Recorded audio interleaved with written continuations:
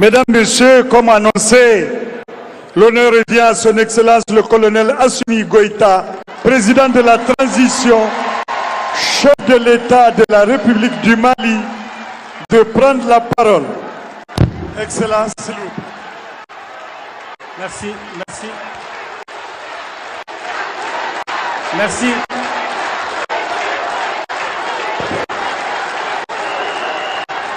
Merci, merci.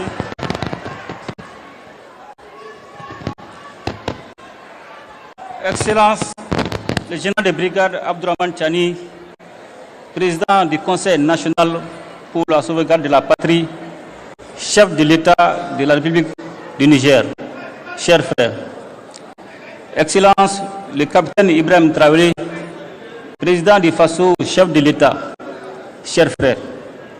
Mesdames et Messieurs les ministres du Burkina, du Mali et du Niger, Mesdames et Messieurs les hauts fonctionnaires, Mesdames et Messieurs de la presse et distingués invités.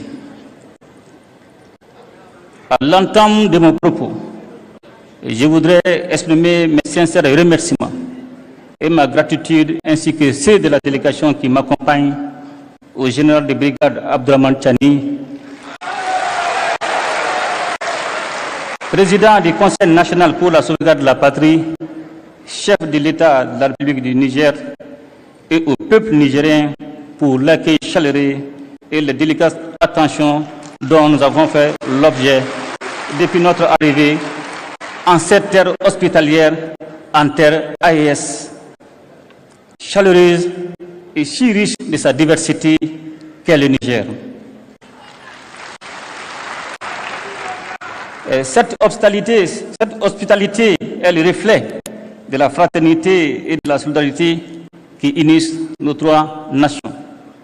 Excellences, Mesdames et Messieurs, le 16 septembre 2023, en signant la charte du Liptako Gourmand, nous avons collectivement pris la décision courageuse de créer l'Alliance des États du Sahel, AES.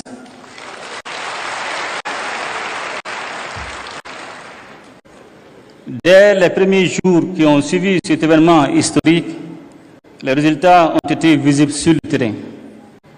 En effet, notre alliance a très tôt su traduire en action l'architecture de défense collective et d'assistance mutuelle mise en place pour lutter contre le terrorisme sous toutes ses formes et contre la criminalité en bande organisée dans notre espace commun. Je tiens à insister sur la notion d'espace commun pour saluer la clairvoyance de mes frères, les présidents Tiani et Traoré, qui avaient pris les mesures nécessaires pour autoriser les droits de poursuite sur leurs territoires respectifs afin de traquer efficacement les groupes armés terroristes sans contrainte liée aux frontières nationales.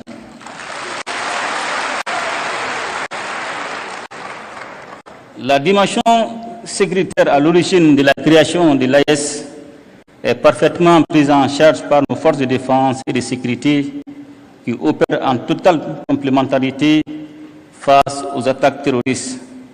Nos forces se projettent désormais en posture offensive pour neutraliser ces groupes sans foi ni loi. L'engagement et la détermination de nos hommes et femmes au combat forcent notre fierté, notamment au vu du recul indéniable de l'insécurité dans l'espace AIS. La meilleure illustration de cette avancée sécuritaire est le retour de l'État, des administrations et des populations dans des localités longtemps, bien trop longtemps occupées par les groupes armés terroristes appuyés par leurs sponsors extérieurs. Ainsi, aujourd'hui, il est évident que la paix a changé de camp. Pour preuve, nous assistons régulièrement à des actes de reddition d'éléments terroristes qui déposent les armes devant nos armées nationales. La mise en place de la force conjointe des États du Sahel en mars 2024 est le symbole de notre unité d'action et de notre détermination à protéger ensemble nos populations et à préserver notre souveraineté. Excellences, Mesdames et Messieurs, j'y parlais un peu plus tôt des droits de poursuite qui, du temps des opérations antiterroristes, abolissent les frontières entre nos trois États. Et je voudrais profiter de cette occasion pour aborder l'un des autres aspects essentiels de notre alliance commune, celui de la libre circulation des personnes et des biens. Trop souvent, les populations de nos États respectifs ont entendu prôner le principe de cette libre circulation sans qu'il ne soit une réalité vécue. Tant les tracasseries administratives et routières ont dévoyé cette ambition. D'ailleurs, je sais qu'avec mes frères, les présidents Tchani et Traoré, nous ne dirons bientôt plus les populations respectives de nos pays, mais plutôt nos populations AES. Car l'AES que nous sommes en train de mettre en place est d'abord et avant tout l'AES des peuples. Une AES dans laquelle les Burkinabés et les Nigériens seront chez eux au Mali et inversement, sans aucune forme de barrière bureaucratique. Cette liberté de circulation sera sous-tendue par une accélération des investissements dans le domaine des infrastructures routières et ferroviaires et aériennes, et dans celui des nouvelles technologies de l'information et de la communication. Toute chose qui catalysera l'approfondissement des investissements dans le domaine de la production agricole et dans celui des industries de transformation, profitant ainsi de la complémentarité de nos économies. Pour parvenir à cette réalité qui est déjà en construction avancée, nos ministres n'ont ménagé aucun effort. En effet, ils ont tenu en moins d'1 an 4 rencontres sectorielles et élargies qui ont permis de poser les jalons nécessaires à une alliance des États du Sahel aux compétences renforcées. Les ministres chargés de l'économie et des finances ont ouvert la voie à la coordination dans le domaine du développement économique en formulant à Bamako, le 25 novembre 2023, les recommandations pertinentes en vue d'un développement harmonieux de l'espace AES. Elles ont concerné les aspects touchant le renforcement d'un cadre commun et harmonisé des politiques publiques dans les domaines économiques, financiers, minéral, éducatif, environnemental et culturel, et la réalisation des projets structurants en commun.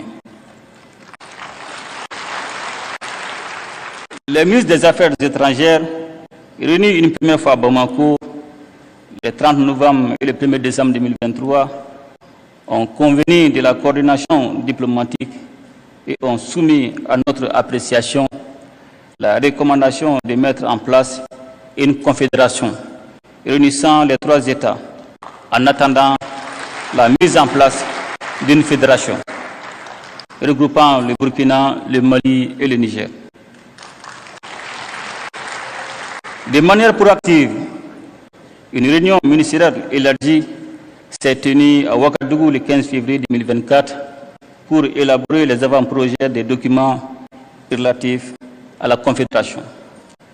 Les ministres des Affaires étrangères ont ensuite finalisé à Niamey, le 17 mai 2024, les projets de textes portant création, organisation et fonctionnement de l'AES, ainsi que les documents préparatoires du présent sommet. J'ai tenu à faire ce rappel, Excellences, mes chers frères, pour adresser nos chaleureuses félicitations à nos ministres et à leur équipe technique pour le travail abattu en si peu de temps. Et surtout pour la qualité des documents qu'ils ont soumis à notre appréciation. J'ai particulièrement jugé utile de saluer à travers les projets de texte et le maintien des valeurs chères à nos cœurs, à savoir les valeurs de fraternité, de solidarité, de complémentarité, mais aussi et surtout l'importance de placer et de garder les populations de l'action de la Confédération. Je me réjouis par ailleurs de l'esprit constructif qui a prévalu durant les différents travaux. Cet esprit est justement ce qui nous invite à formaliser durant le présent sommet, afin de répondre à l'attente pressante de nos populations, à vivre ensemble, à vivre en paix, à vivre en communion, en harmonie, dans un espace stable et prospère. Excellences, Mesdames et Messieurs, ce premier sommet de l'AES est l'occasion de réaffirmer notre solidarité et notre soutien mutuel. Je ne saurais à cet égard manquer de réitérer nos remerciements à la République serbe du Niger pour sa solidarité agissante en décidant de nous livrer d'importantes quantités d'hydrocarbures. Excellences et chers frères, général de brigade Abdourahmane Tchani, en cette période de crise énergétique, votre marque de fraternité au-delà du symbole revêt un caractère particulier pour les Maliennes et les Maliens. Il nous appartient désormais de renforcer ces liens stratégiques entre nos trois États pour surmonter ensemble les défis auxquels nous faisons face. Pour terminer, je voudrais réitérer notre ferme détermination à faire de l'Alliance des États du Sahel un modèle de coopération régionale, de solidarité, de développement, un modèle aussi d'intégration sous-régionale conformément aux principes de la charte du Liptako-Gourma. Excellences, Mesdames et Messieurs, nous honorons aujourd'hui à Niamey notre rendez-vous avec l'histoire pour faire revivre avec notre confédération l'esprit d'unité voulu par les pères fondateurs du panafricanisme. En assumant notre part de responsabilité et de leadership dans cette œuvre exaltante et indispensable pour la région du Sahel, voire au-delà. Vive l'Alliance des États du Sahel, vive la solidarité entre nos peuples. Je vous remercie.